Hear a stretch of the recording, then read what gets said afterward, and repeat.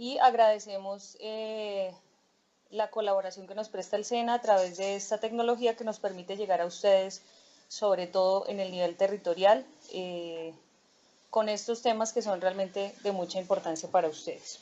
El día de hoy los acompañamos. Cerramos los micrófonos, por favor. Por favor, cerramos los micrófonos.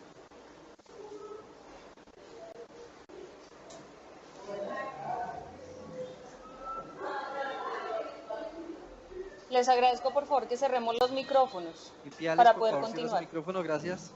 Ipiales. Muchas gracias.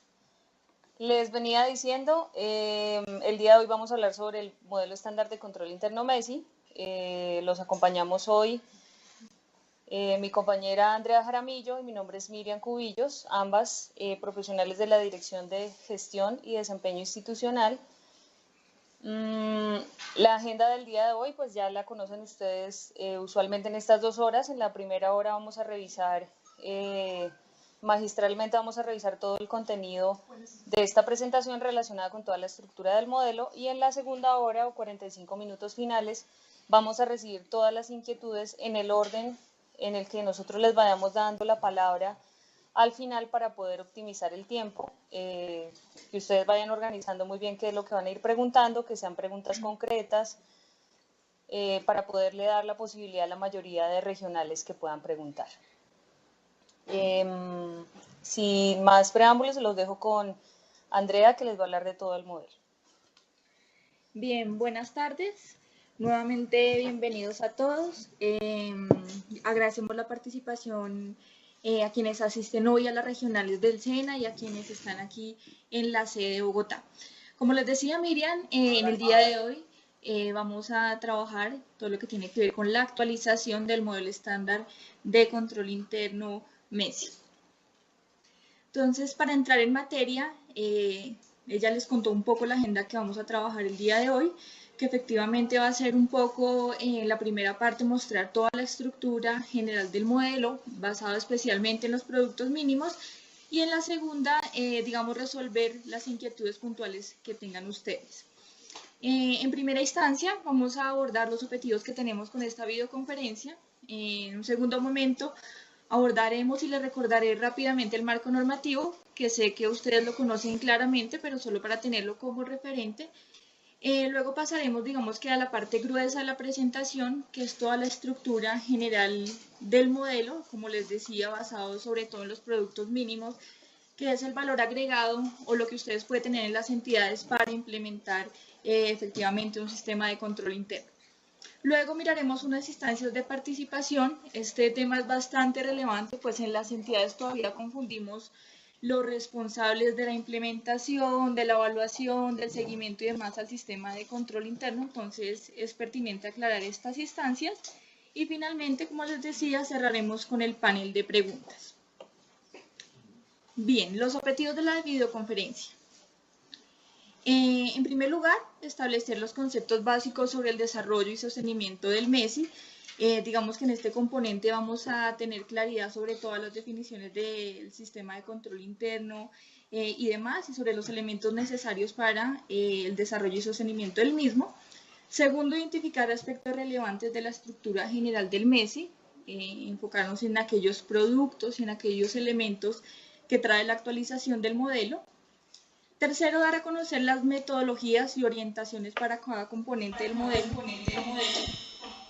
Por favor, apagamos los micrófonos.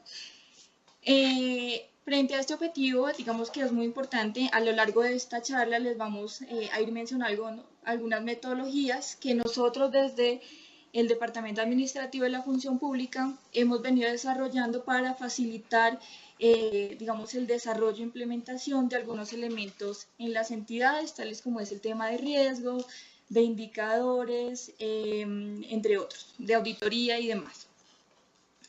Finalmente, generar en los asistentes la capacidad para transferir los conceptos a sus entidades. La idea es que, digamos, finalizado esta jornada del día de hoy, podamos replicar en las diferentes entidades los conceptos y lo que veamos en el día de hoy. Es importante precisar y digamos que les hago un llamado, y es que digamos, los temas que vamos a ver en el día de hoy obviamente van a tener la rigurosidad del caso, pero será preciso que ustedes amplíen los conceptos acudiendo al manual operativo del MESI, que lo tenemos publicado en la, en la página web de Función Pública, en la pestaña Publicaciones, Guías, allí lo podrán encontrar, y que obviamente los diferentes elementos, como les he venido diciendo, los puedan ampliar a través de las metodologías y orientaciones que nosotros hemos desarrollado. Igualmente, pues al final responderemos las preguntas puntuales que ustedes tienen, pero pues digamos el tiempo es corto, entonces seguramente habrá aspectos que no podemos profundizar, pero que ustedes pueden hacer preguntas y también profundizar con las cartillas y demás que nosotros hemos emitido. Bien, para continuar, el marco normativo, como les decía, sé que ustedes lo conocen, es únicamente hacer un referente y un recorderis sobre ese marco en materia de control interno. Digamos que la política de control interno está enmarcada básicamente en los artículos 209 y 269 de la Constitución Política. Recordemos que con la Constitución y específicamente con estos dos artículos,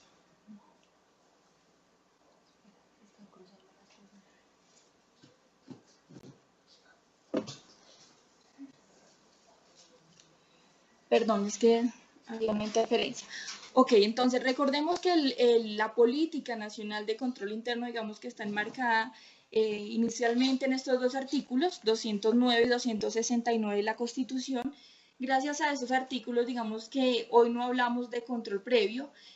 Con estos artículos se elimina el control previo que digamos, desarrollaban las entidades, y se dice entonces que todas las entidades deben tener sus diferentes órdenes y niveles, métodos y procedimientos de control interno, y que sería la Contraloría la encargada de elaborar, digamos, o desarrollar un control posterior y selectivo. En ese sentido, la Constitución entonces nos dice, pues obviamente que todas las entidades debemos tener este sistema de control interno, y posteriormente se expide la Ley 87 de 1993 que materializa lo que nos dice estos artículos de la Constitución. Esta ley es la ley marco del sistema de control interno. A partir de allí se van a desarrollar, digamos que muchos de los decretos que reglamentan el sistema de control interno, pero es clave porque nos define varias cosas. Primero, digamos que nos trae una clara definición del control interno y del sistema de control interno, que ya lo vamos a ver. Segundo, establece los objetivos del sistema de control interno en las entidades. Tercero, nos relaciona claramente la responsabilidad y los responsables del sistema de control interno. Luego nos define la responsabilidad y la necesidad de que en las entidades exista una unidad oficina de control interno. Y digamos, es como lo principal, porque esta ley nos trae obviamente muchos más aspectos. Fijémonos que hasta aquí, digamos, lo que nos establece la Constitución Política y la Ley 87 hasta ahora es el qué.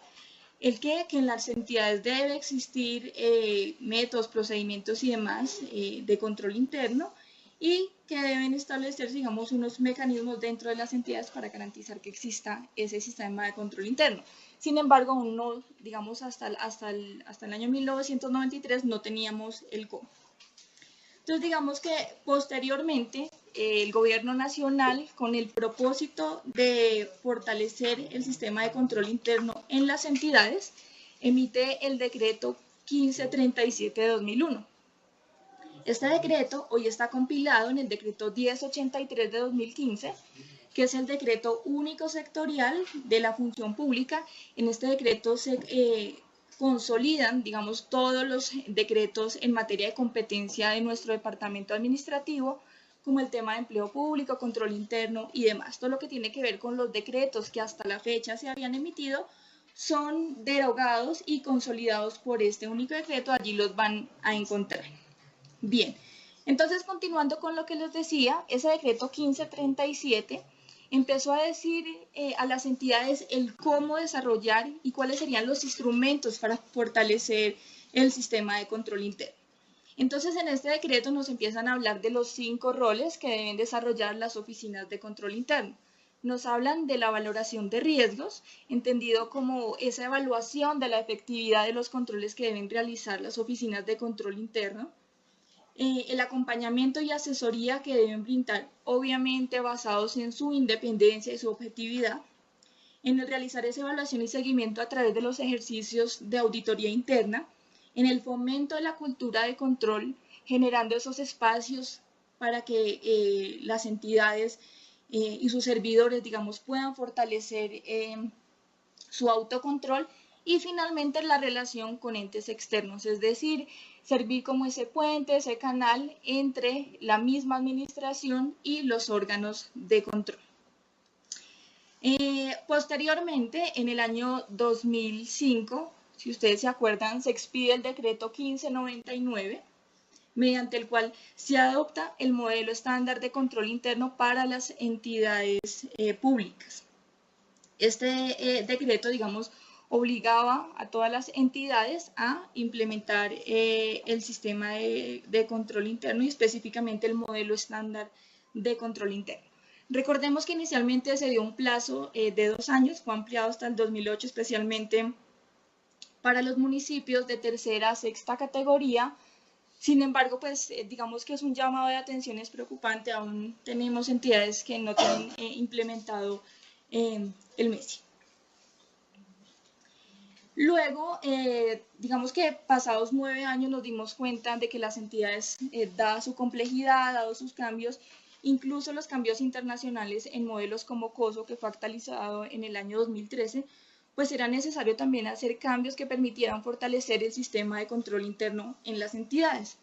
Entonces, gracias a ello se expide el decreto 943 de 2014, bajo el cual se actualiza el modelo estándar de control interno.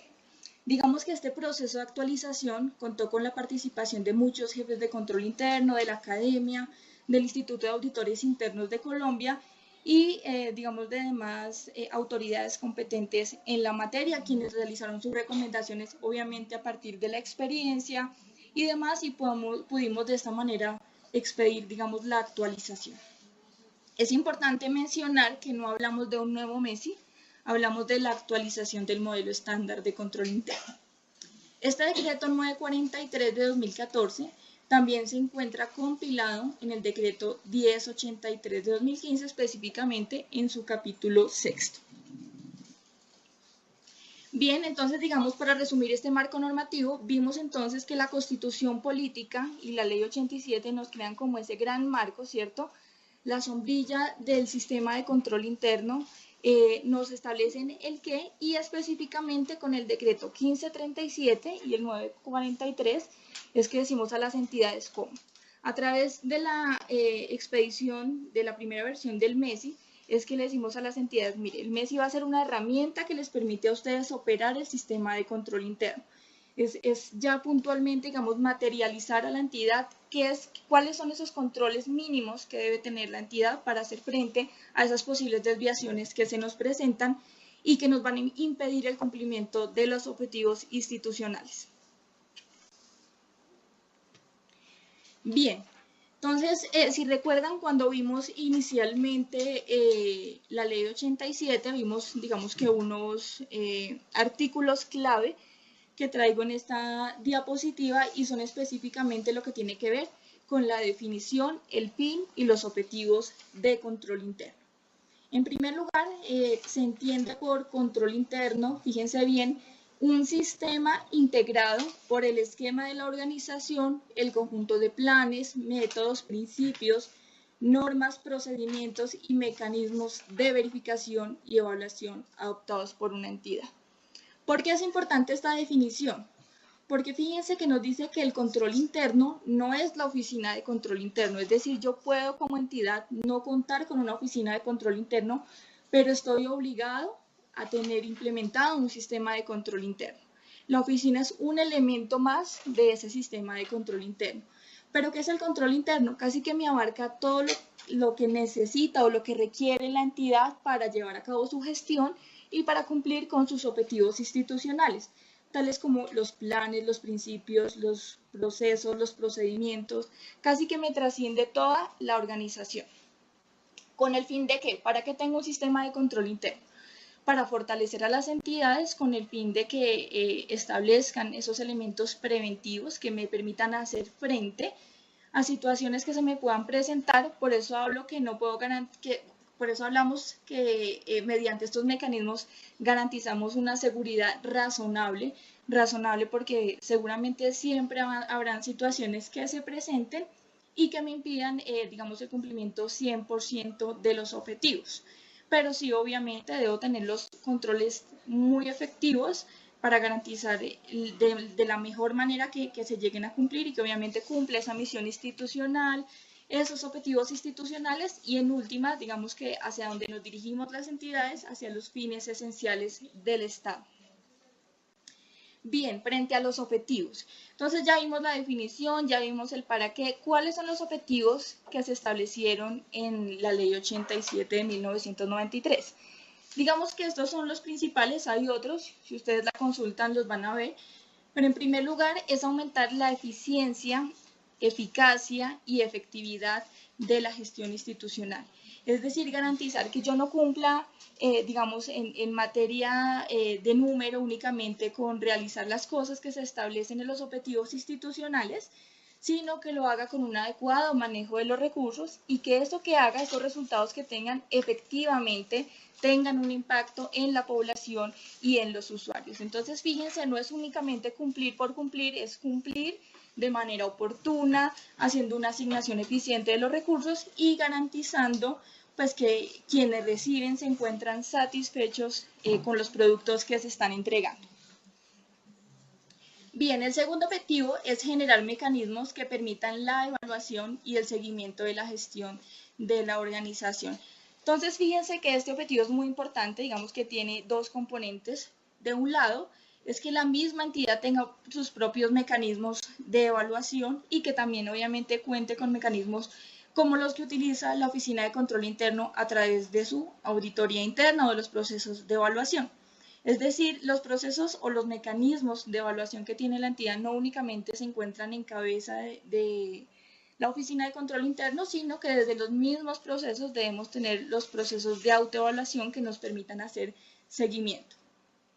Tercero, establecer lineamientos que permitan oportunidad y confiabilidad de la información de carácter contable y financiero y establecer mecanismos para la protección de recursos de una organización ante posibles riesgos que los afecten.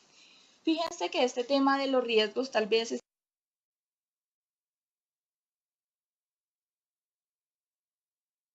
el más coyuntural. Recientemente más bien hemos actualizado nuestra cartilla de gestión de riesgos que también podrán consultar y está acorde con la metodología y con lo que establece el manual del MESI frente a la administración de riesgos.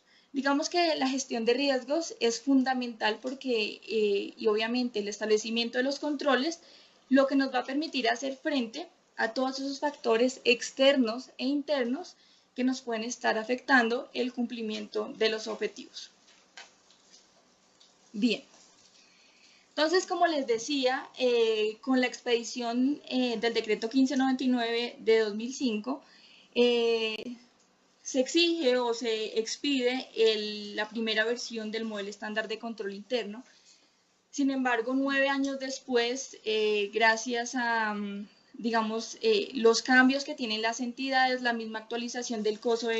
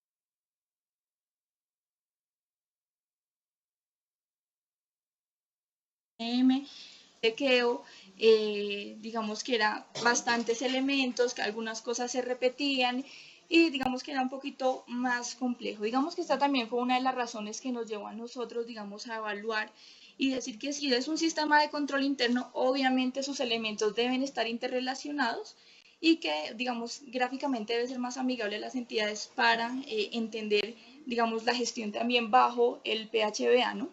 Del planear, hacer, verificar y actuar. En este sentido, digamos que migramos, digamos, de esta versión inicial a esta figura gráfica en el que obviamente los elementos están interrelacionados, en el que se ve un enfoque más sistémico y que se observa claramente ese enfoque PHBA que vemos. Entonces, en el planear y hacer encontramos el primer módulo, que es el módulo de la planeación y de la gestión, y en el verificar y actuar, el módulo de evaluación y seguimiento.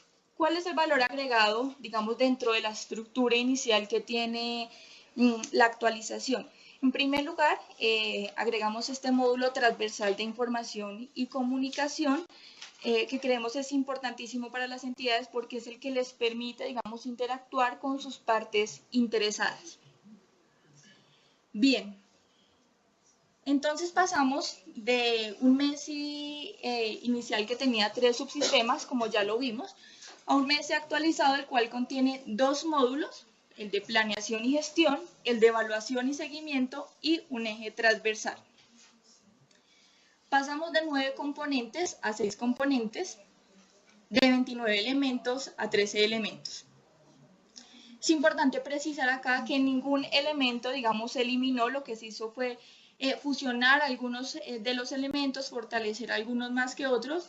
Bueno, es posible que ustedes se pregunten sobre el estilo de dirección, que efectivamente, digamos, ya no lo tenemos en la actualización del MESI como tal, como estilo de dirección, pero ya vamos a ver, digamos, por cuál elemento fue reemplazado.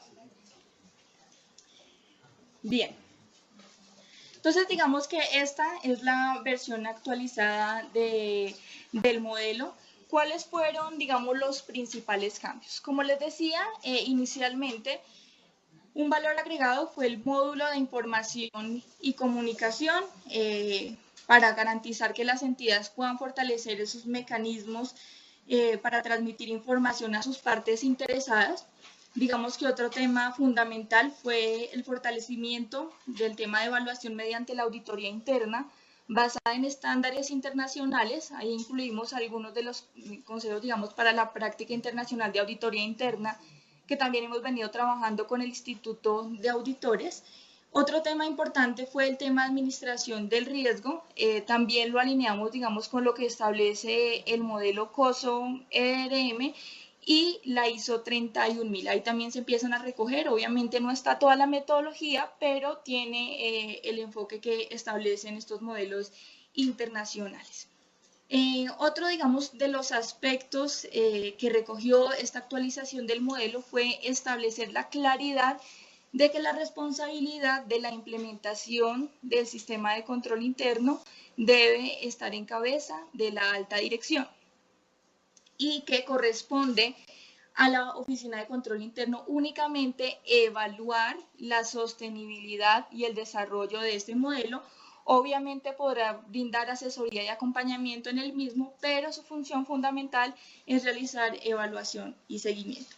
Y finalmente, digamos que un aporte importante fue, digamos, este modelo gráfico que se puede ver es más sistémico y permite, como les decía, ver más el enfoque del planear, hacer, verificar y actuar.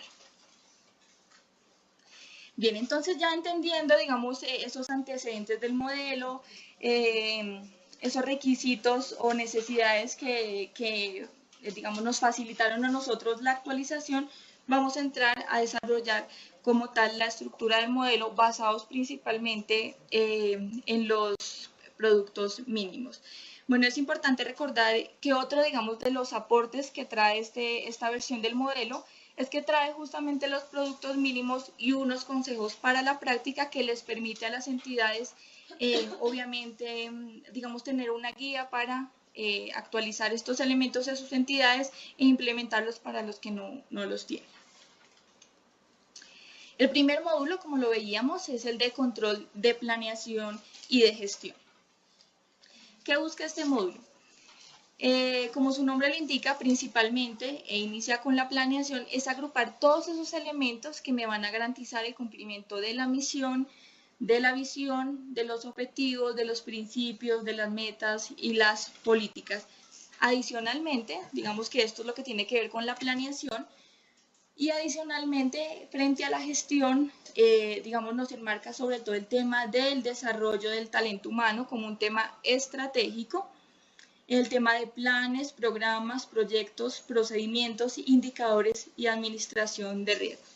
Fíjense que, si miramos la gestión de nuestras entidades, podemos observar que básicamente encierra la gestión el talento humano, que es finalmente quienes le dan vida a la gestión, encabezado, digamos, o orientado hacia el cumplimiento de esos programas, de esos proyectos que nos trazamos, de esa estandarización de los procesos y procedimientos, de esa evaluación y seguimiento que hacemos con los indicadores y obviamente de esa identificación de esos factores que nos pueden afectar el cumplimiento de los objetivos, como es el tema de riesgos.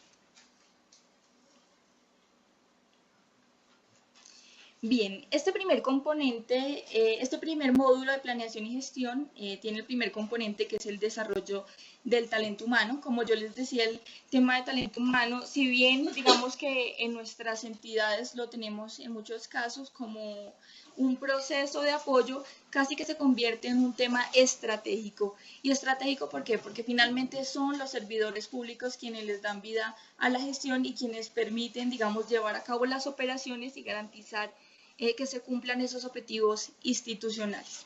Dentro de este componente tenemos dos elementos. Primero, acuerdo, compromisos y protocolos éticos. Y segundo, el desarrollo como tal de talento humano.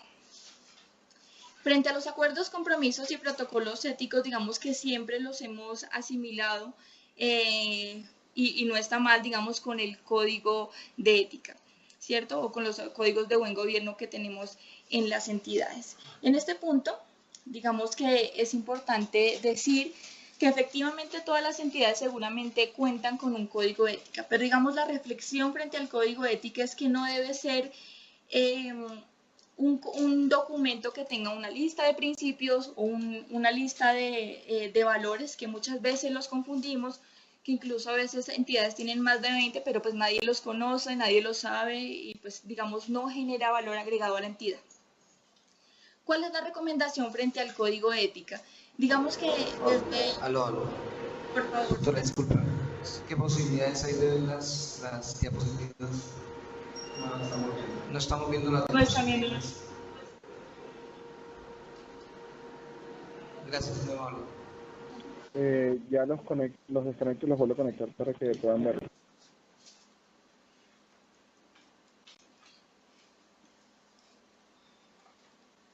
¿Ya las están viendo? ¿Sí? Ok, entonces continuamos. Entonces, como les decía, frente al código de ética, la recomendación es que estos documentos se constituyan en... No, aquí estamos por el canal de...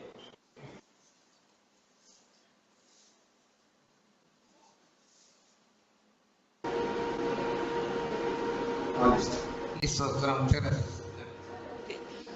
Entonces les decía...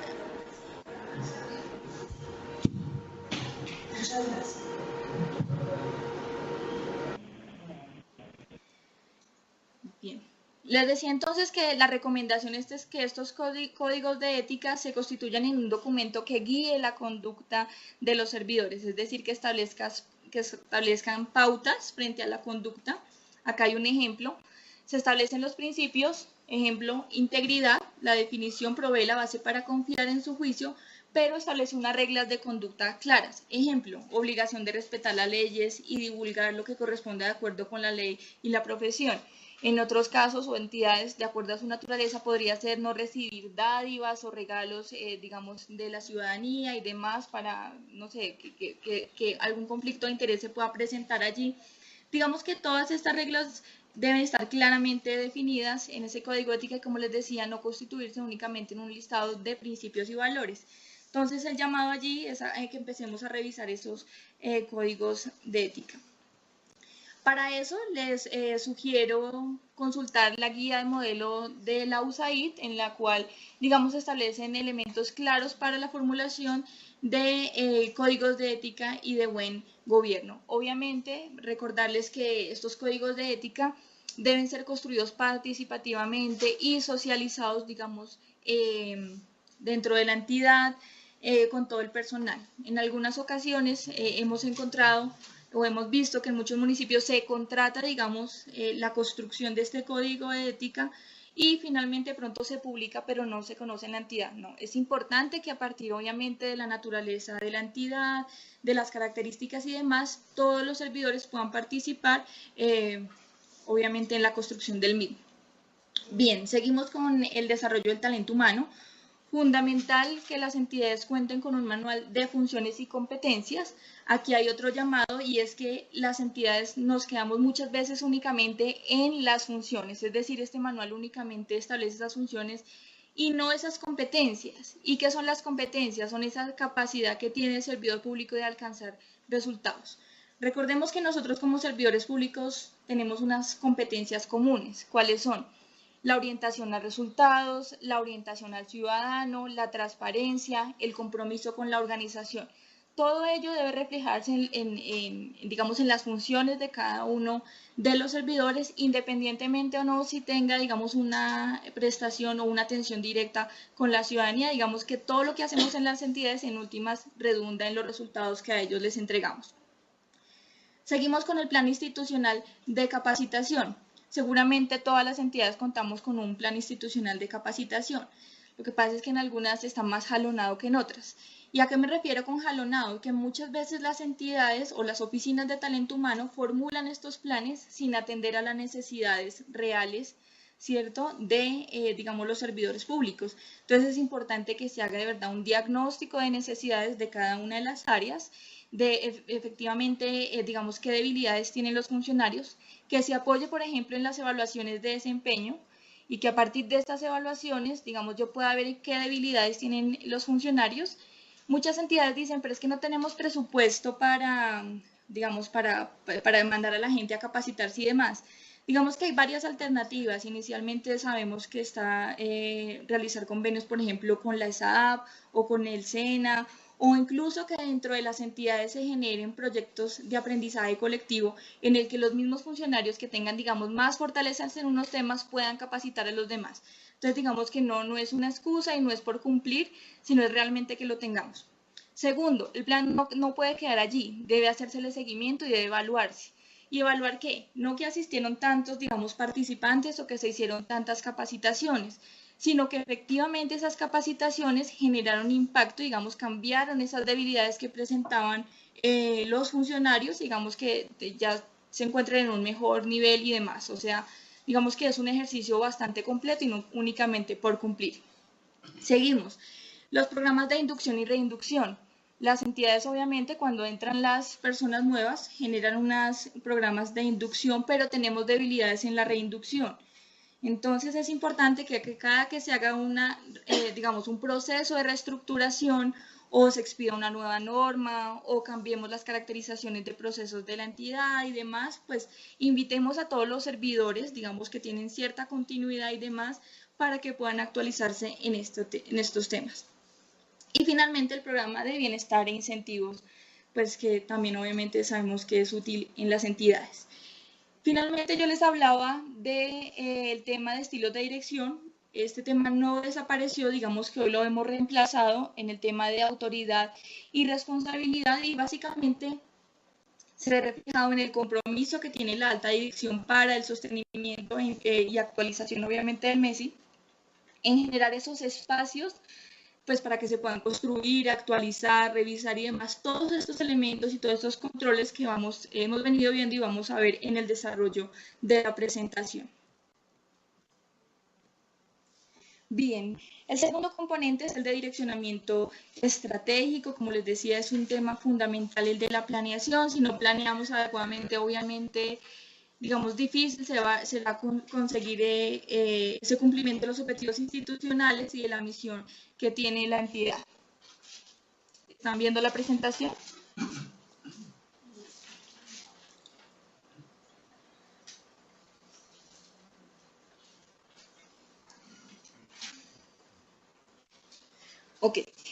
Entonces tiene varios elementos este componente, iniciando por los planes, programas y proyectos, el tema de modelo de operación por procesos, la estructura de organización, indicadores de gestión y políticas de operación, ya lo vamos a ver.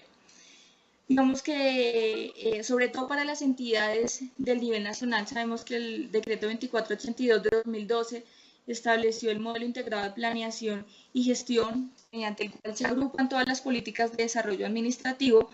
En el territorio, si bien, digamos, no es aplicable el modelo integrado de planeación y gestión, y como tal tampoco realizan, digamos, los reportes en el FURAC, sí cuentan obviamente con las políticas de desarrollo administrativo, tal como lo establece la Ley 489 de 1998. Pero digamos que este tema de las políticas de desarrollo administrativo las podemos contemplar en esta cascada de la planeación, empezando por el Plan Nacional de Desarrollo. Sabemos que, digamos, cada 4 años existe un Plan Nacional de Desarrollo, frente al cual las entidades empiezan, digamos, a articular su gestión y establecen entonces a nivel sectorial un plan estratégico también a 4 años, en el que cada una de las entidades se traza esos objetivos, esas metas, se asignan esos recursos y demás frente al cumplimiento de artículos específicos frente al plan de desarrollo. Luego, institucionalmente generan su plan estratégico también a 4 años y finalmente lo materializan a través de una planeación anual, ¿cierto? Que es el plan de acción. Sin embargo, digamos que todos estos, digamos, planes que obviamente guardan coherencia y demás, no se pueden llevar a cabo si no existe un presupuesto. Entonces, obviamente el tema de programación presupuestal, ejecución, proyectos de inversión y obviamente el mecanismo mediante el cual se ejecutan los recursos, que en últimas es a través de la contratación, a través del plan anual de adquisiciones. Digamos que en el territorio, digamos, no nos alejamos de esta situación. Hablamos también de un plan de desarrollo departamental o municipal. Si bien puede que no se elaboren planes, digamos, estratégicos sectoriales, sí hay entes centralizados y descentralizados que mediante, digamos, sus funciones en temas de sector cultura, educación, salud, le están apuntando al cumplimiento de ese plan de desarrollo y obviamente hay un plan de acción anual para cada una de estas entidades, incluso para la misma alcaldía, que en últimas todas le están apuntando que a ese plan nacional, a ese plan municipal o departamental de desarrollo, que en últimas también guarda coherencia obviamente con el Plan Nacional de Desarrollo, de acuerdo con lo que establece la Ley 152. Bien, entonces, el elemento de planes y programas, digamos, es importante porque nos establece que obviamente deben estar alineados con la misión, es decir, con esa razón de ser de la entidad, con esa visión y los objetivos institucionales, que deben establecerse obviamente las actividades, las fechas, los responsables y las metas. Las metas deben ser cuantificables, es decir, deben tenerme en cuánto tiempo lo voy a lograr y la magnitud que quiero lograr. De lo contrario, es únicamente un objetivo y digamos que no tendría una fecha de cumplimiento. Deben definirse claramente los indicadores no solo de eficacia, como les decía al inicio, es decir, que diga que cumplí, sino que cumplí oportunamente, la satisfacción del usuario, la satisfacción, los tiempos, el impacto generado y demás.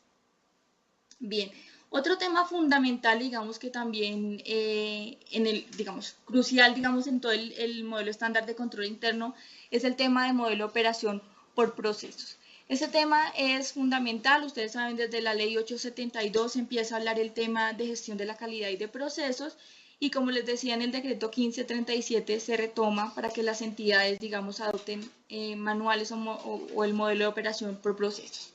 Eso es fundamental, ¿por qué? Porque es el elemento que me permite a mí garantizar, digamos, la estandarización de la forma como yo llevo a cabo las cosas dentro de la entidad. Es lo que me garantiza que si hoy, como líder de proceso o como parte del proceso me voy, quien llegue pueda seguirlo haciendo de la misma manera, garantizando, digamos, unos cumplimientos o unos requisitos de calidad, de oportunidad y demás, digamos, que me estandariza la forma de hacer las cosas en una entidad. Allí encontramos las caracterizaciones entonces de los procesos, los procedimientos, las interrelaciones. Eso es súper importante porque muchas veces en las entidades tendemos a hacer lo mismo, las mismas cosas sin saber que se está generando un reproceso.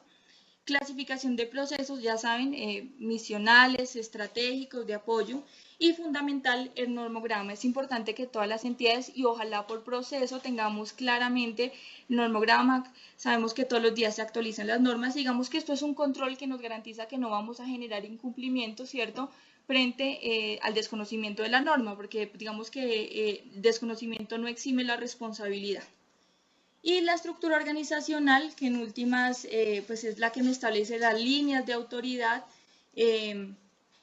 frente a los cargos que tengo, los niveles de dirección y demás. Es importante, digamos, aclarar la interacción que hay entre el modelo de operación por procesos y la estructura organizacional.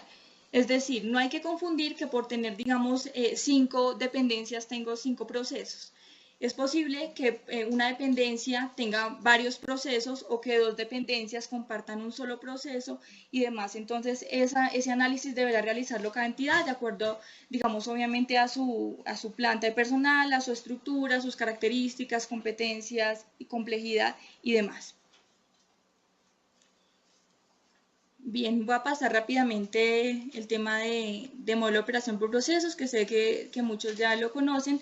Si desean ampliarlo, está en el manual operativo del MESI o pues también consultar la presentación.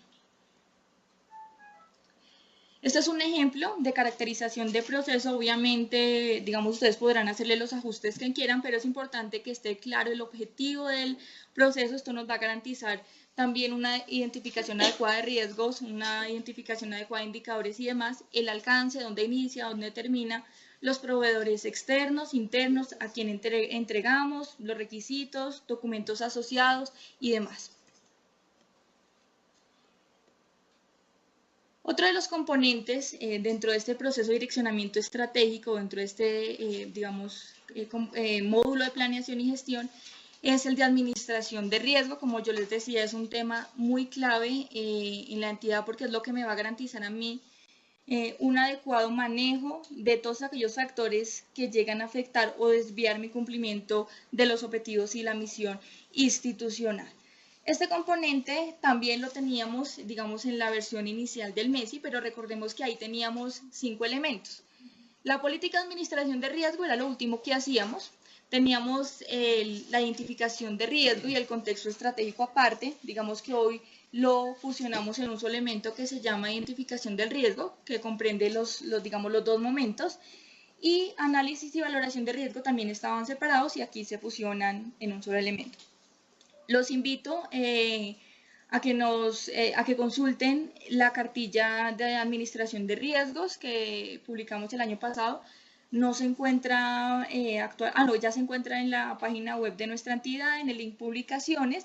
Sin embargo, la caja de herramientas, digamos que ese es un valor agregado que tiene ahora nuestras guías, y es que brindamos, digamos, una caja de herramientas que les facilita a ustedes la gestión y la comprensión de estas guías. Esa no la pueden solicitar, al final les damos el correo donde no la pueden solicitar. Obviamente es importante para que amplíen. Aquí estoy mencionando rápidamente los pasos y la metodología se las voy a mostrar. Y seguramente pues habrán adelante más conferencias, videoconferencias sobre el tema de administración de riesgos para contarles toda la metodología. Digamos que la nueva metodología en administración de riesgos, como yo les decía, está basada en la ISO 31000 y en COSO ERM. Digamos, tiene un valor agregado y es que establece el paso a paso de cómo llevar adecuadamente una gestión de riesgos en la entidad. Digamos que esta metodología tiene 3 pasos fundamentales. El primero de ellos es la política de administración de riesgos, obviamente con una etapa previa que es el conocimiento que debe tener los líderes de proceso y sus equipos frente a la entidad, es decir, conocer claramente la misión, la visión, los objetivos institucionales, esos mismos planes sectoriales, porque eso es lo que me va a permitir establecer esos factores de riesgo que me puedan llegar, digamos, a entorpecer el cumplimiento de los objetivos. Fundamental el tema de modelo de operación por procesos. ¿Por qué? Porque una adecuada identificación de un riesgo está basada, digamos, en comprender claramente el objetivo del proceso. Entonces es fundamental que las entidades cuenten, digamos, con un objetivo adecuado en cada una de sus caracterizaciones. Bien, entonces, como les decía, el primer paso de la política de administración de riesgo, digamos que es una política de operación que debe elaborarla ¿quién? La alta dirección, con el apoyo, digamos, de todo el equipo directivo y demás, en el que se establecen todos los lineamientos para la gestión de riesgo. ¿Qué debe tener esa política? El objetivo, el alcance, es decir, digamos, si la entidad tiene varias seccionales, si aplica o si abarca todos los procesos o las seccionales y demás.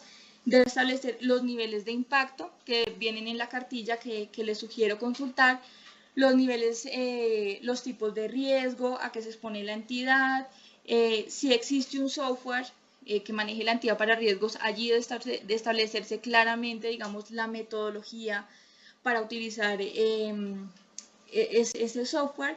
Otro tema importante es la periodicidad. Cada entidad deberá establecer cada cuánto le hace seguimiento a sus riesgos, quiénes son los responsables y demás. Entonces, fíjense que la política no es un párrafo en la que yo digo que me comprometo a tener una adecuada administración de riesgos, sino va más allá, ¿no? Me genera unos lineamientos claros para que cualquier persona que trabaje en la entidad, digamos, pueda consultar y saber cómo actuar frente a los riesgos que se puedan presentar.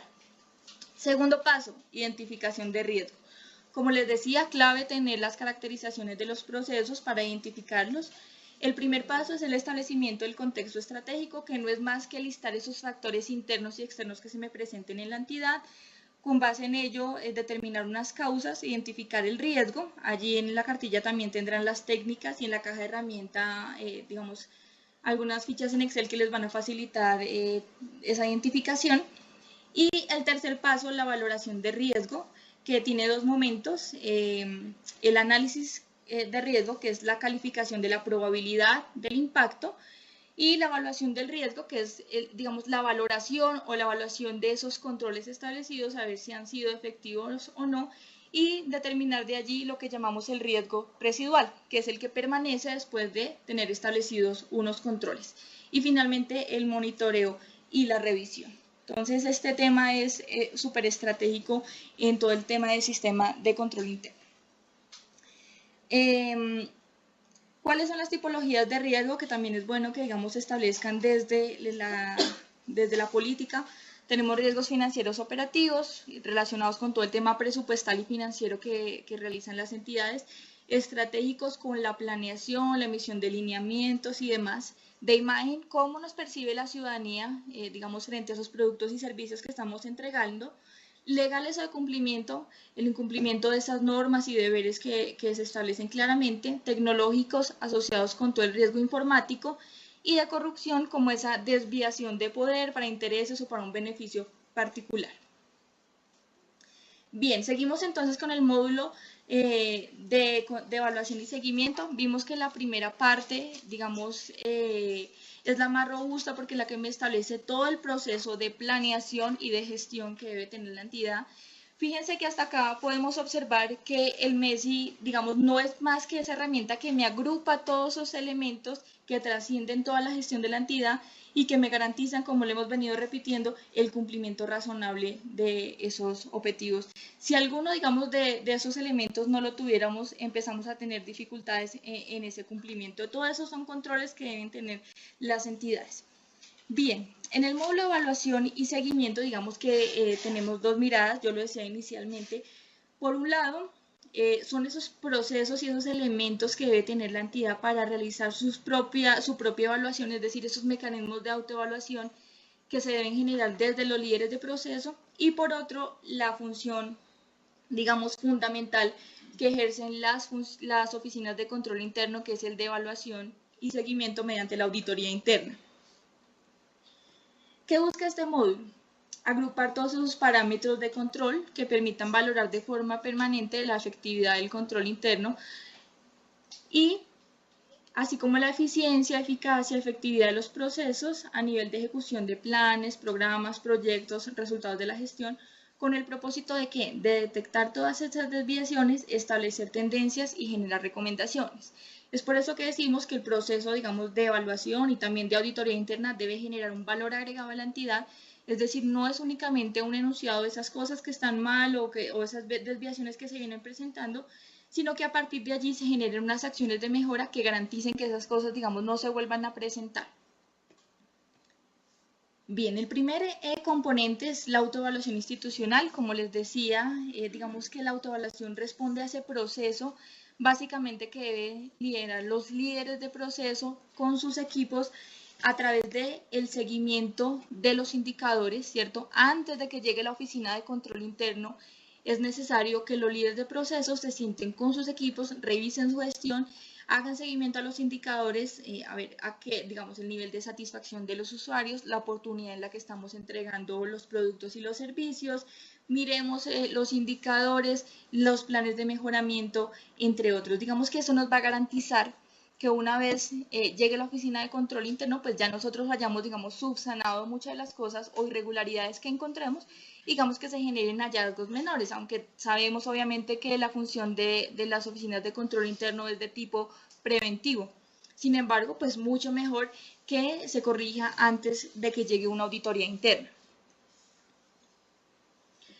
Se convierte entonces en un mecanismo de verificación y evaluación que permite a la entidad medirse por sí misma, ¿cierto?, al proveer información necesaria a través de esos indicadores y demás para saber si los controles que yo estoy teniendo son efectivos, si la gestión que estoy realizando es adecuada y pues en qué medida estoy cumpliendo el objetivo del proceso y obviamente en qué medida le estoy apuntando a la planeación institucional. Existen varias metodologías, si quieren las pueden ampliar en el manual operativo del MESI, digamos que se proponen básicamente, digamos, tres. Una es el tema de los talleres o reuniones facilitadas, en las cuales los líderes de procesos se reúnen con sus equipos, revisan los indicadores, obviamente las opiniones y perspectivas del equipo frente a lo que no está funcionando y demás. Otra es el tema de las encuestas, digamos que esta sirve mucho para pues, conocer la percepción o los temas que se estén trabajando en los procesos. Y la tercera, los mismos informes que genera la dirección o los informes de gestión que pues, me permiten en últimas ver los resultados que he tenido, digamos, durante la última vigencia o el último trimestre y de allí generar unas acciones de mejora. ¿Cuáles son los procesos? Entonces, fíjense que al igual, como lo vamos a ver más adelante, que el proceso de auditoría debe tener una etapa casi que de preparación, de seleccionar esa metodología que voy a aplicar, quién la selecciona, el líder de proceso, en desarrollar ese proceso de autoevaluación a través de la metodología, digamos, que haya establecido, determinar las acciones de mejora, es decir, las acciones de mejora yo no las establezco únicamente cuando formulo un plan de auditoría, cuando tengo un informe de auditoría y tengo unos hallazgos, sino pues de hecho de este proceso de evaluación deben salir mejoras y obviamente comunico los resultados a todos los miembros del equipo. Luego tenemos el componente auditoría interna, que ustedes saben está en cabeza básicamente de la oficina de control interno, ¿cierto? Les recuerdo que nosotros también hemos emitido la última actualización de la cartilla de auditoría, la cual también pueden consultar en nuestra página web, en el link publicaciones, allí se encuentra la versión 2015, que también trae una caja de herramientas en la cual, digamos, ustedes podrán consultar, por ejemplo, un formato de programa anual de auditorías, de plan de auditorías, fichas para establecer muestreos y demás. Digamos que es bien importante que la conozcan. Esa guía, digamos, simplifica un poco los contenidos de la cartilla 2013, pero también se actualiza con los estándares de la práctica internacional de auditoría establecidos por el Instituto Internacional de Auditores Internos de Colombia. Con ellos hemos venido trabajando, digamos que hemos venido fortaleciendo la cartilla y los instrumentos que trae anexos. Pero ¿qué es como tal la auditoría? Digamos que decimos que es un ejercicio o una actividad independiente, que obviamente la realiza la Oficina de Control Interno, de aseguramiento y consultoría. Estos términos, digamos que vienen del sector privado, entendemos aseguramiento como la auditoría misma o los procesos de evaluación, y consultoría como el tema de asesoría, digamos, a los diferentes procesos de la entidad. Entonces, fíjense que la auditoría no es únicamente ese proceso de verificación, sino también tiene dentro de sus componentes una parte de asesoría a los procesos. ¿Concebida para qué? Para agregar valor y mejorar las operaciones de la entidad. En últimas, de un informe de auditoría, pues salen aquellos aspectos que debemos mejorar. Ayuda a la organización ¿a qué? A cumplir los objetivos, aportando un enfoque sistemático y disciplinado para evaluar y mejorar la gestión de los procesos, de riesgos y de gobierno. Obviamente un elemento clave es que, digamos, con esa identificación de esos elementos que pueden estar desviando el cumplimiento de los objetivos, pues podemos garantizar el logro de los objetivos de la organización. Segundo, como les decía, es una actividad de aseguramiento, obviamente de revisión y de evaluación. Es una actividad también de asesoría, lo que llaman en el sector privado como consultoría y en la práctica internacional de auditoría lo llaman consultoría, que es brindar esa asesoría a los diferentes temas, obviamente manejando siempre su independencia y en temas de su competencia digamos, a los procesos de la entidad. Decimos que esa asesoría que debe realizar la Oficina de Control Interno básicamente es brindar elementos y herramientas técnicas a los diferentes procesos, por ejemplo, en la formulación de indicadores, en la identificación de riesgos, sin participar directamente, es decir, suministrar metodologías, orientaciones, capacitaciones, etc. Y que finalmente es un enfoque sistémico, como lo vamos a ver, tiene unos pasos determinados. ¿Cuál ha sido también el valor agregado que hemos venido dando? Digamos, de pasar de tener un enfoque tradicional en el que se concibe la función policiva de la Oficina de Control Interno. Digamos que los procesos de auditoría no deben ser sorpresivos o esporádicos, sino deben responder a una programación anual de auditorías, a menos que sea un arqueo o demás, pero digamos que no es que la Oficina de Control Interno aparezca en un diferente proceso, diga hoy lo vamos a auditar sin haberle hecho una programación o informarle con anterioridad. Entonces, por eso es importante que responda ante una programación. Que pasemos de una auditoría de lista de chequeo de forma en la que miremos que la entidad, que el proceso tiene o no tiene, sino efectivamente si está generando un impacto dentro de la entidad o fuera de ella, la satisfacción que se está logrando y demás, que vaya mucho más allá, con el fin de que cuando se emita un informe, digamos que la alta dirección pueda tomar decisiones estratégicas y digamos no se quede en lo puntual de la forma, que es importante obviamente, pero que no es el fin último de la auditoría. Entonces, ¿hacia qué nos estamos encaminando? Hacia un análisis de contexto. Saber obviamente dónde se ubica la entidad, qué le está apuntando y en ese sentido saber estratégicamente qué procesos auditar, no auditar por auditar, sino que eso responde a un análisis que ya lo vamos a ver. Análisis de riesgo, súper clave, porque frente a este tema, digamos que estos son unos elementos que me permiten a mí priorizar las auditorías anualmente. Segundo, tercero, el valor agregado a la entidad, es decir, generar, digamos, no todos los años generar, digamos, una entidad, una oficina de control interno genera los mismos hallazgos, digamos, en todas las vigencias, quiere decir que no está generando valor agregado a la entidad. Es importante que producto de los informes se establezcan acciones de tipo preventivas que subsanen, digamos, la causa que digamos, presentó el hallazgo o el riesgo y que impida que se vuelva a presentar, pero que también lo corrija, en últimas que genere ese valor agregado a la entidad. Como teníamos, digamos, un enfoque tradicional, el atemorizante, incluso aún, digamos, en muchas entidades se tiene temor de cuando llega a la oficina de control interno, pero estamos, digamos, orientados a que sea más un evaluador y retroalimentador, por eso queremos fortalecer el tema de asesoría y acompañamiento a los procesos. Que haya un diálogo, no únicamente, digamos, un enfoque de preguntas del auditor, sino que sea, digamos, un tema de comunicación de doble vía. Bien, ¿cuáles son los requisitos básicos de la auditoría? Obviamente independencia, por eso la ley 1474, digamos que fue la que estableció que la provisión de los empleos o el cargo de jefe de control interno en el nivel nacional sería libre nombramiento y remoción, y en el territorio de periodo fijo, digamos que esto garantiza un poco la independencia de esta oficina al no depender del representante legal y poder así realizar, digamos, una evaluación más objetiva.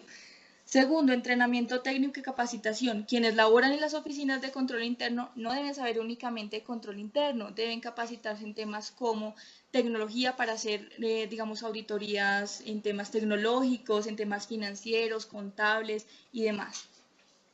Cuidado y diligencia profesional. Tener cuidado y diligencia profesional quiere decir, pues además de tener competencias, digamos, frente al proceso que se va a auditar, establecer un alcance de acuerdo con las necesidades que tengo en el plan de auditoría, de acuerdo con, digamos, el personal que tengo y demás, no comprometerme, digamos, a auditar 1000 contratos y tengo 3 personas. Digamos que allí el auditor no tiene cuidado profesional porque no tiene la capacidad para, digamos, realizar este tipo de auditoría. Información suficiente. Bueno, el cuidado profesional también tiene que ver con todos, digamos, esa emisión de información basada o de hallazgos basados en evidencia. Es importante la supervisión también adecuada del líder de auditoría o del jefe de control interno frente a su equipo y demás. Bien, entonces hasta acá vemos, digamos, 5 roles fundamentales que deben desarrollar las oficinas de control interno. Primero, el rol de acompañamiento y asesoría, lo vimos al inicio, el tema de administración del riesgo, que tiene 2 sentidos. De un lado, la asesoría en el suministrar herramientas y técnicas, y de otro lado, la valoración de la efectividad de los controles. Y asimismo, pues también el seguimiento a los mapas de riesgos, el fomento de la cultura de control y la relación con entes externos. En la nueva cartilla, que también les pido ampliar, pues que profundicen y demás, tenemos, digamos que esta metodología, y es que las fases de la auditoría van primero en la programación anual que realiza la Oficina de Control Interno, la cual es aprobada por el Comité de Coordinación de Control Interno. La segunda fase, que es la planeación de auditoría, cuando ya tengo, digamos, o soy consciente de esos procesos que voy a auditar, establecer claramente el objetivo, el alcance, los tiempos, los procedimientos como tal de auditoría. En la tercera fase, la ejecución, que inicia con esa reunión de apertura en la que yo presento los auditores, solicito la información, digamos, presento lo que pienso auditar, el objetivo, los criterios y demás, y finaliza con la reunión de cierre. Luego viene la fase de comunicación de resultados, en la que obviamente emito un informe definitivo con fortalezas, porque los hallazgos no siempre pueden ser negativos, pueden ser, digamos, positivos, un informe que se establezca claramente lo que se encontró, y de allí se establezcan esos planes de mejoramiento. Y finalmente, evaluar, porque digamos que el proceso de auditoría que realizamos como Oficina de Control Interno también debe ser evaluado frente a la calidad, digamos, cómo se ejecutó y demás. Digamos que es importante que conozcamos en el proceso de auditoría, obviamente, quien trabaja en las oficinas de control interno deben conocer toda la entidad, sus programas, sus sistemas de información, los sistemas de gestión, los planes, los riesgos y demás. Ello en último, digamos que se materializa en 3 componentes básicos, que son los procesos, programas y proyectos, que en últimas van a ser ¿qué? Mi universo de auditorías, lo que yo puedo auditar. Posteriormente a ello, yo tengo que priorizar, obviamente, frente a ese universo, qué es lo que voy a auditar. ¿Cómo priorizo? Uno de los factores o los elementos que me permiten priorizar es el riesgo inherente en los mapas de riesgo, aquellos que una vez tengo controles aún, digamos, permanecen en zonas extremas. El mismo informe, digamos, de Ejecutivo Anual de Control Interno me establece algunos elementos donde tengo que, digamos, tener mayor atención, resultados de auditorías internas o externas de órganos de control o los requerimientos mismos que me realice la alta dirección. Y finalmente, pues, informes de seguimientos del plan estratégico y obviamente incluir temas como la contratación o el manejo de recursos, que es crucial, digamos, en todas las entidades. ¿Qué debo tener en el programa anual de auditorías? No únicamente lo que voy a auditar, sino todas las funciones que tengo o digamos los roles que tengo como oficina de control interno. Todos los roles que les había mencionado deben quedar en esa programación con unos tiempos definidos. Cuándo voy a hacer la asesoría, los tiempos que tengo para atender a entes de control, el tema de elaboración de informes, también tengo que tenerlo programado para saber con qué tiempo y con qué recursos cuento. Digamos que una vez tengo programado, ya el comité lo aprobó, hice el plan, se hace esa reunión de apertura en el que se cuenta, como les decía, al auditado, digamos, los criterios, los tiempos, la información necesaria, se ejecuta, digamos, la auditoría y se emite ese informe final que tiene los objetivos, digamos, y los resultados encontrados, los hallazgos positivos o negativos de lo que encontré. Finalmente, digamos que con ese informe, los diferentes líderes de proceso deben establecer los planes de mejoramiento. ¿Qué son esos planes? No son más que esas acciones de tipo preventivo o correctivo que me permiten corregir o subsanar las causas que dieron origen a los hallazgos. Siempre decimos que no hay únicamente que hacer correcciones de inmediato, sino generar unas acciones de tipo preventivo que eliminen que la situación vuelva a ocurrirse.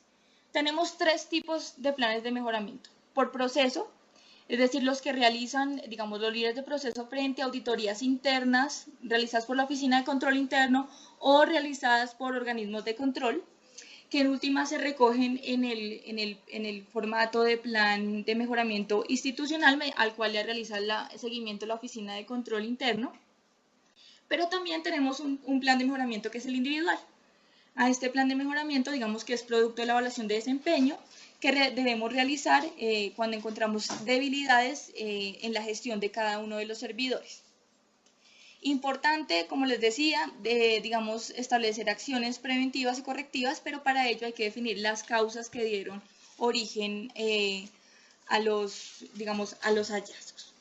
Finalmente encontramos el eje transversal de información y comunicación, que es clave, como yo les decía, es el que me permite a mí tener contacto directo con los usuarios y con las partes interesadas. Es importante que se establezcan unos parámetros de control, unos lineamientos y directivas, digamos, frente a la comunicación al interior de la entidad y fuera de ella, para garantizar que la transparencia a la ciudadanía, la rendición de cuentas.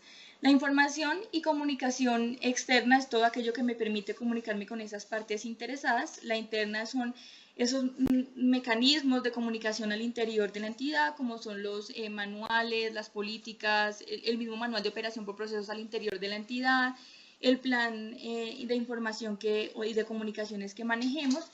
Y los sistemas de información son esos mecanismos que me permiten captar la información, recopilarla, almacenarla y en muchos casos también producir, digamos, información. Acá tenemos los productos mínimos de información y comunicación interna, externa y los sistemas de información. Como les decía, algunos ejemplos de comunicación externa, por ejemplo, son las encuestas de satisfacción, los buzones de sugerencia, las peticiones, las quejas, el mismo correo electrónico que tenemos habilitado para que la ciudadanía, digamos, nos escriba y demás. Internamente, los manuales, las actas, los instructivos, todo lo que nos permita, digamos, garantizar dentro de la misma entidad la comunicación. Y como sistemas de información, las mismas bases de datos, los software, los aplicativos de información primaria o secundaria que manejemos en la entidad. Otros aspectos a tener en cuenta, sabemos que se expidió la ley 1712, que es la ley de transparencia, que nos establece claramente cuál es la información que yo debo publicar. Eso está alineado también con el tema de gobierno en línea, qué aspectos debo publicar en la página web de la entidad. Se dice que casi todo se debe publicar excepto aquellas información que sea de reserva y la ley me establece, digamos, qué información se considera de este tipo. Claro, el tema de los lineamientos sobre atención al ciudadano, nosotros tenemos también una dirección en la función pública encargada de ella que ha emitido también, digamos, cartillas y lineamientos en las que ustedes pueden ampliar el tema. También el tema de participación ciudadana y de medios de comunicación. Digamos que hasta aquí vimos como tal la estructura de todo el modelo. Como yo les decía, pasé rápidamente sobre algunos aspectos porque no nos da el tiempo. Los invito a profundizarlos en las cartillas. Y finalmente encontramos las instancias de participación. Como les decía al iniciar, la alta dirección tiene un papel fundamental porque es el responsable de la implementación y fortalecimiento del sistema de control interno. No le corresponde a las oficinas de control interno, digamos, la implementación. ¿Qué tiene que hacer la alta dirección? Facilitar esos espacios, los recursos, los elementos para que se pueda llevar a cabo esta implementación con el apoyo del equipo MES y con el representante de la dirección, quien fue delegado, digamos, para este proceso. El Comité de Coordinación de Control Interno, fundamental porque es quien recomienda las pautas para la implementación, estudia el estado del sistema de control interno, aprueba el programa de auditorías y vela pues porque obviamente o revisa también esos mapas de riesgo y verifica que los controles, digamos, estén siendo efectivos. El representante de la alta dirección, ¿quién es? Es un designado en muchas entidades, es el jefe de planeación. es el encargado de dirigir y coordinar todo el proceso de implementación del MESI, dirigir las actividades del mismo equipo MESI y someter a consideración del equipo de coordinación de control interno todas las actividades que se lleven a cabo para el fortalecimiento del sistema como tal. Entonces, fíjense que son tres instancias que tienen claramente sus funciones establecidas. También tenemos el equipo MESI que ayuda a asesorar, a replicar la información y a operativizar también como tal el modelo. La oficina de control interno, ¿cuál es su función? Como les decía, hacer evaluación y seguimiento al sistema que esté bien implementado y demás, verificar los controles y hacer asesoría y obviamente cumplir los 5 roles que ya los he venido repitiendo. Y los servidores públicos, todos somos parte del sistema de control interno, todos, digamos, le apuntamos al cumplimiento de planes, metas, objetivos, todos los elementos que vimos, entonces como tal también hacemos parte del sistema. Eso es únicamente para cerrar, decirles que un buen gerente debe continuamente tomar muestras sobre el funcionamiento de sus controles. Si un sistema de control interno está bien diseñado y es revisado frecuentemente, podrá brindar la tranquilidad, pues obviamente que se van a cumplir los objetivos y metas institucionales, y de lo contrario deberá tomar medidas en el asunto, ¿cierto? Muchísimas gracias. Vamos a proceder entonces al espacio de las preguntas.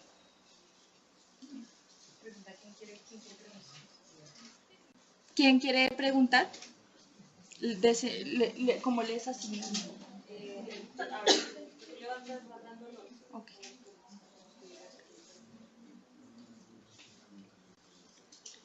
Por favor, si quieren levanta la mano el que desee preguntar, por favor. Y aquí les vamos dando el turno para que pregunten.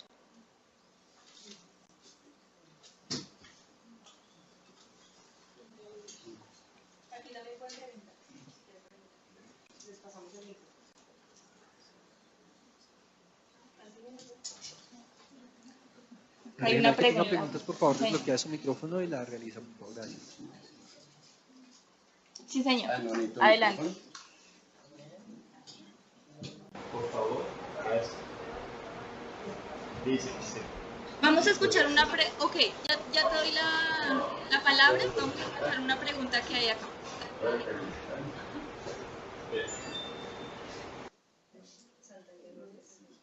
Señor, si se acerca un poquito, puede preguntar ahí. Aquí. Sí, señor. Buenas tardes, muchas gracias por este curso. Bueno, viene lo siguiente, es en cuanto a las personas responsables del MESI. Está el acta de dirección, que es el responsable, el representante legal. Está el comité coordinador y el representante de la acta de dirección. Yo asesoro programas de MESI y veo la situación siguiente, que a ratos la persona que representa la alta dirección no tiene todas las herramientas necesarias, sin embargo, le dan esa gran responsabilidad. A ver, es el caso de un consejo municipal que, bien, está el presidente, que es el gran representante de la alta dirección, está el comité coordinador, que por lo general colocan a el presidente y los 2 vicepresidentes, pero sí vemos la gran responsabilidad del presidente, y los vicepresidentes, sinceramente, son las personas menos despreocupadas que se interesan de esto. O sea, viene mi situación a lo siguiente: en ese cargo de comité coordinador uno puede incluir a asesores que estén trabajando dentro del consejo y excluir a los 2 vicepresidentes. Frente al comité de coordinación de control interno, pues recordemos que, digamos, el comité de coordinación de control interno casi siempre, digamos, es presidido o hacen parte los miembros, es el equipo directivo. Sí. Entonces, digamos, en el caso del consejo municipal, pues allí deben establecerse quienes harán parte, y seguramente el representante, que en este caso es el presidente del consejo, pues determinará quiénes harán parte o quiénes serán los miembros de dicho comité.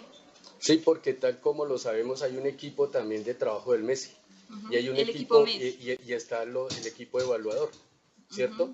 Pero la situación es esta: uno puede excluirlo o simplemente podría incluir a otras 2 personas de asesores, o sea, personas que son contratadas por el Consejo para que ejerzan esa función de asesoramiento en el MESI.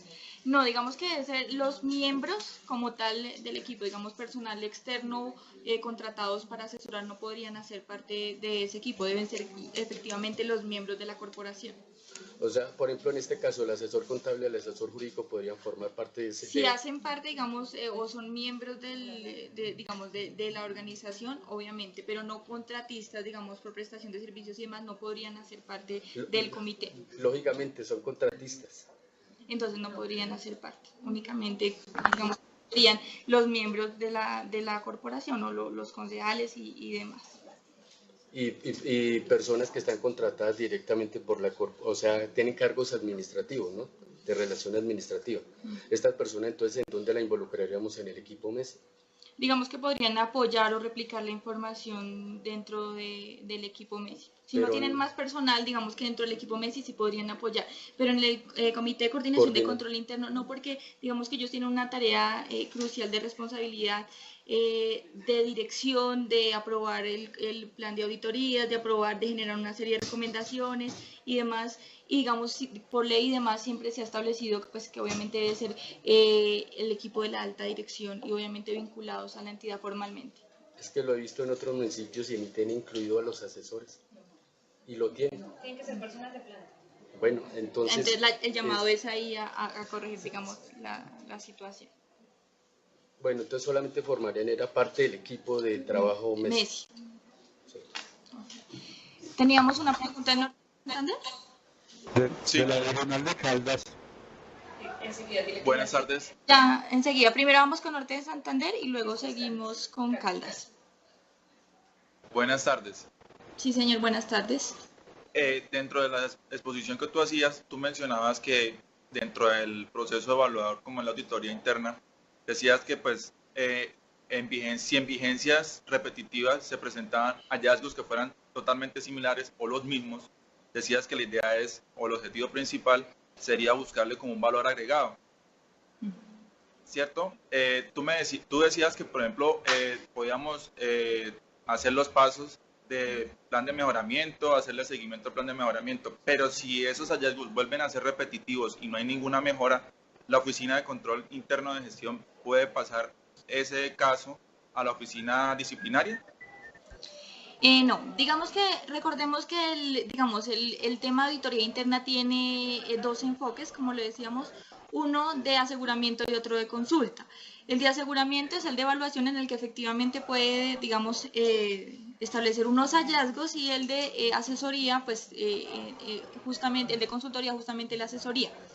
Les decía que si efectivamente, digamos, varias vigencias seguidas una oficina detecta los mismos, digamos, hallazgos, es importante que esa oficina genere unas recomendaciones o asesore, digamos, obviamente sin perder su independencia al líder de proceso, para que subsane o para que las acciones que establezcan el plan de mejoramiento subsanen el origen de esos hallazgos.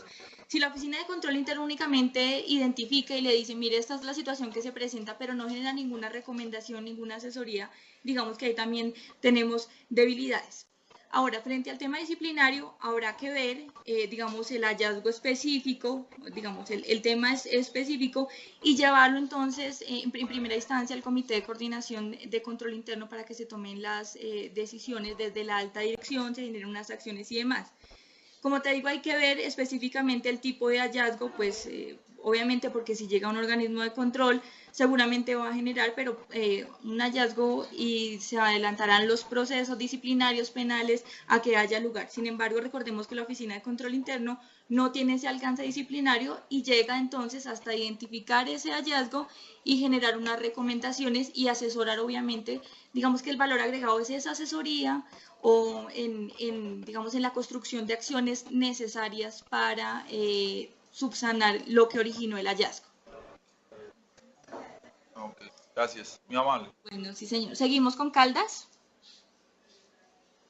Sí, buenas tardes, doctora Andrea. Buenas la tardes. pregunta mía es la siguiente. Las instancias de participación son muy ricas. Tiene alta gerencia, tiene el equipo MESI, tiene representante de la alta dirección, tiene control interno, bueno, tiene una serie de componentes. ¿Cuál sería el mecanismo que se aplicaría en el evento, por ejemplo, en el caso de las personerías,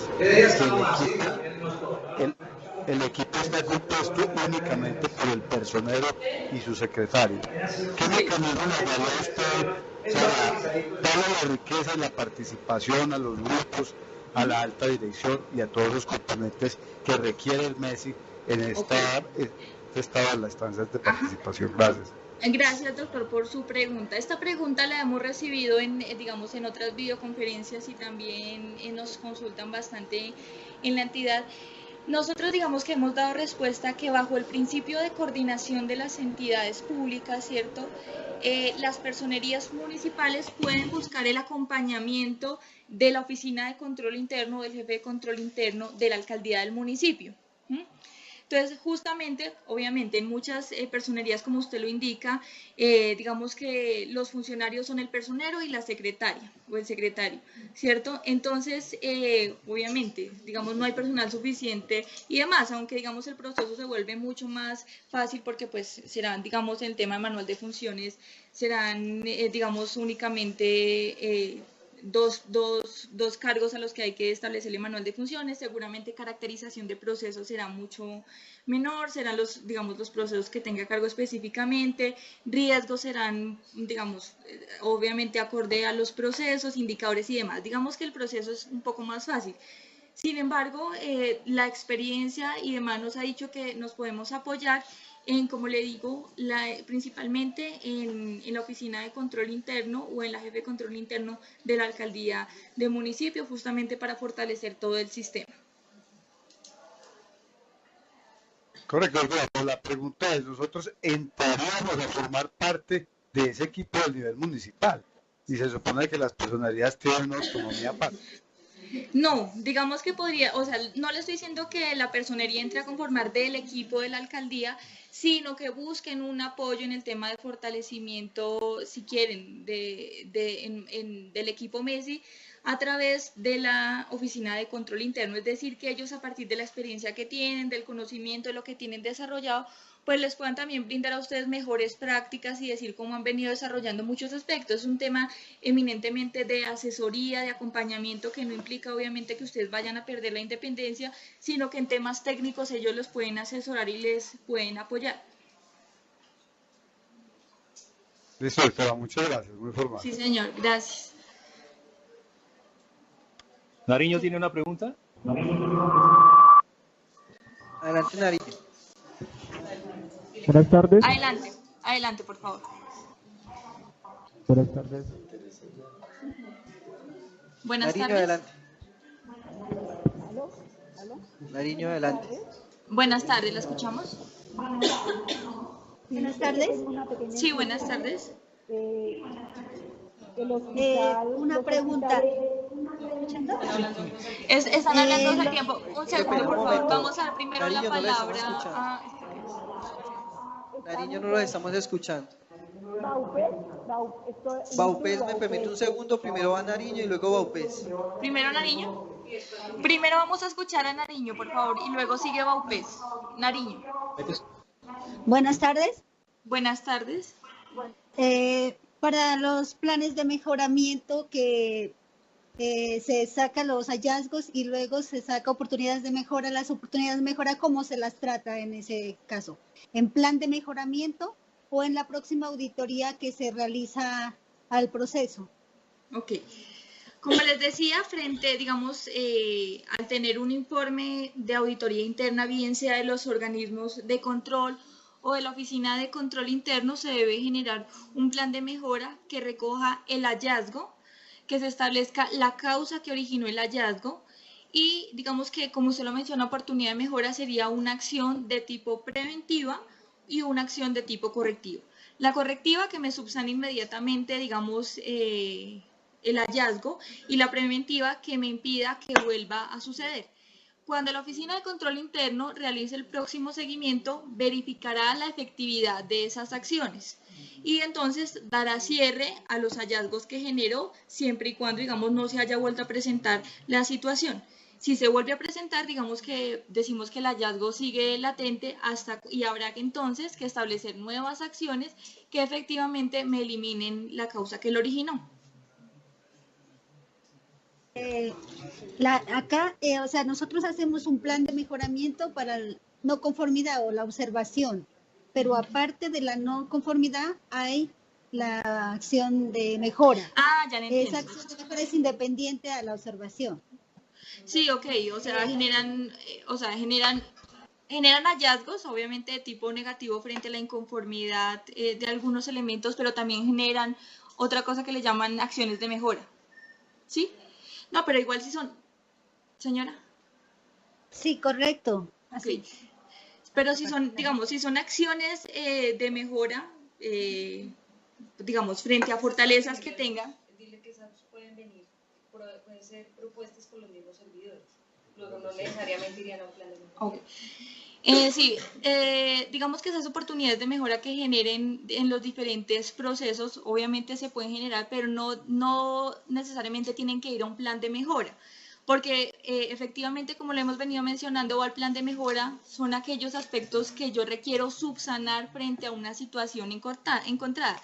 Lo otro son fortalezas, pues excelente, lo pueden seguir, digamos, trabajando de la manera que lo vienen haciendo, pero únicamente irán al plan de mejoramiento, como su nombre indica, aquellas acciones que se requieren mejorar. Gracias. Gracias. Ok, seguimos con Baupés. Baupés. Sí, buenas tardes. Sí, buenas tardes. Muy buenas tardes. Inquietud. Los hospitales se manejan un poco diferente al rol general de cualquier entidad. En ese sentido, pues estas entidades han sufrido unas reestructuraciones que dejan una estructura demasiado plana.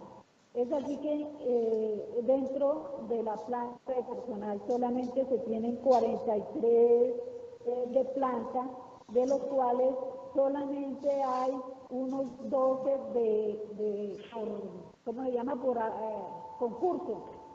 Eso dificulta un poco en la parte de lo que es los incentivos, porque la mayoría de personas que son de planta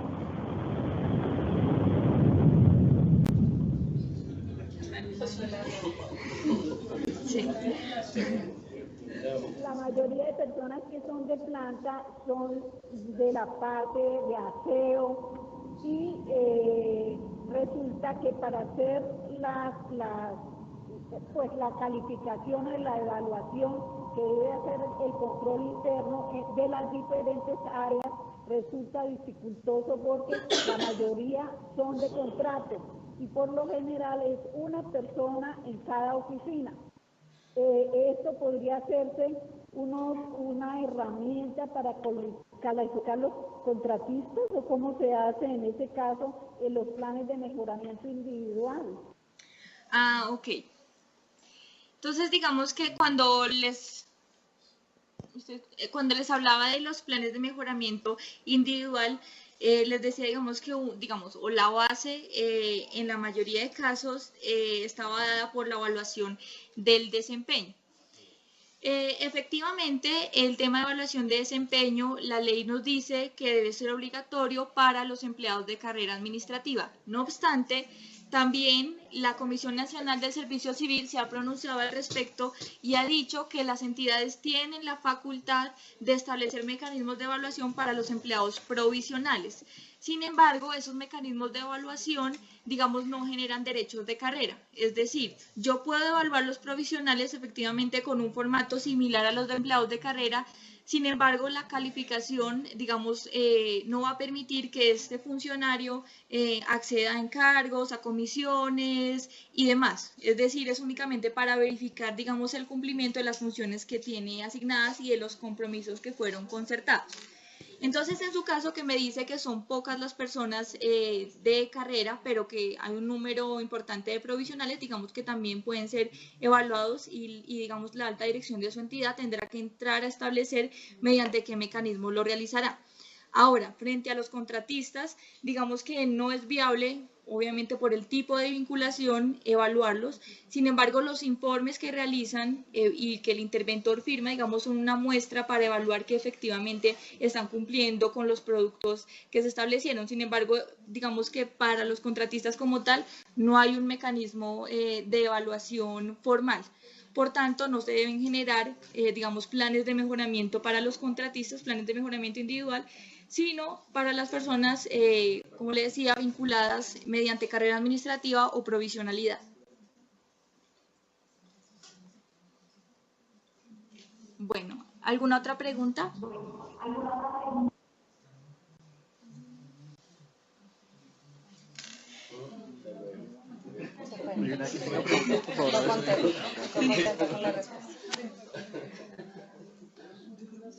Bien, ¿alguna otra regional desea preguntar?